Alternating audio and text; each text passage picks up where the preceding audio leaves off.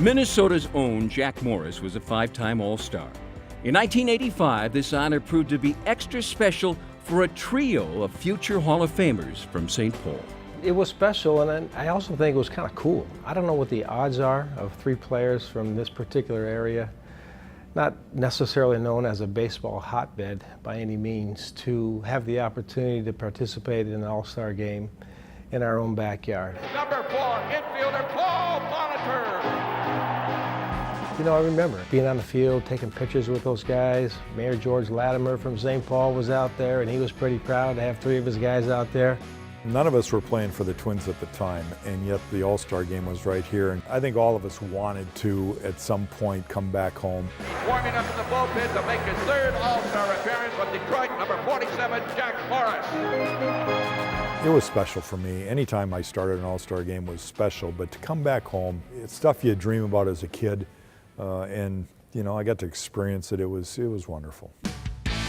Another opportunity for a homecoming came to Jack in 1991. The Twins wrapped up the previous season with a last-place finish and were looking for a winning revival from their hometown hurler. Morris joined a roster of names now fondly cherished in Twins territory, including the likes of Kirby Puckett. Number 34, Kirby Puckett. He had passion for baseball. Every day he played like a pro. He ran out every ground ball, every fly ball, probably everything a manager would ever want in a player because of his leadership on the field. I always used to tease Kirby because I had my way with him when I was an opposing pitcher, and rarely did I throw him a strike, and he got mad at me so many times about not challenging. Why wouldn't you throw one in there? It's like, why would I, Kirby? I mean, if you're going to swing, I'm going to let you go ahead and make yourself out. I don't have to get you out. You'll get yourself out. And he said, Jack, you don't walk to the Hall of Fame.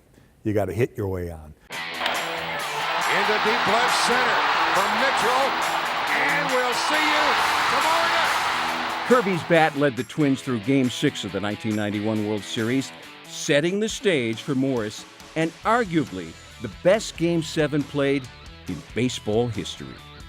You know, I don't think I've ever been more at peace in a big game than that night. Jack Morris now coming out to the cheers of a crowd. I got goosebumps walking down to the bullpen to warm up because the PA announcer announced my name and I got a standing ovation.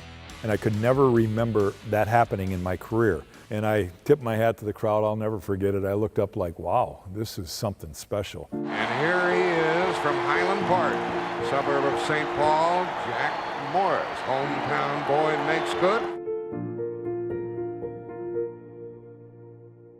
Being in Game 7 of the World Series is something every kid dreams about, and we're just bigger kids right now. That's all that is. TK and I have been at many events together, and both of us giving our various arguments of what we were thinking, but I've got to tip my hat and give him credit. He gave me a chance. He let me stay in a ball game. Strike!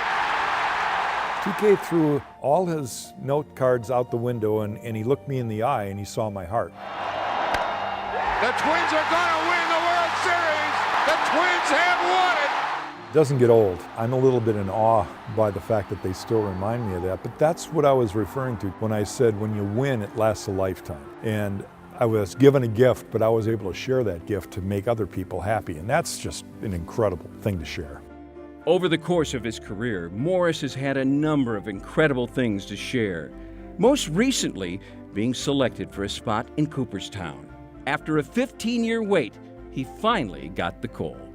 I was alone. I was in my room down at the winter meetings, and I just kept looking around, and tears rolled out of my eyes, and it's like, why is this happening, you know? And so you reflect and you go back and forth, but I'm blessed to have a family that keeps you grounded, makes you understand that there's more to life than baseball, that baseball is a fun part, it's a huge part of my life, of who I am, but if that defines my life, then I've failed. I've got a lot left to do.